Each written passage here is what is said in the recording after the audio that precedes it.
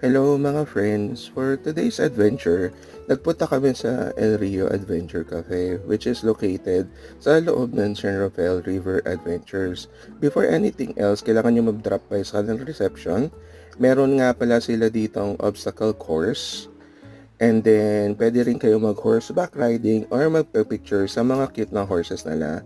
And then, meron din silang mga Instagrammable area or location na suited for picture taking. Katulad nito. And then, pag pasok nyo sa cafe, ang ganda ng kanilang menu. And ito nga pala ay Tapang Baboy Ramon. Grabe, napakasarap nito. And meron din silang mga different drinks. At ito ang itsura ng kanilang cafe. Meron din silang mga water adventure or sports na pwede nyong gawin at mga land adventures. Dito na lang po tayo.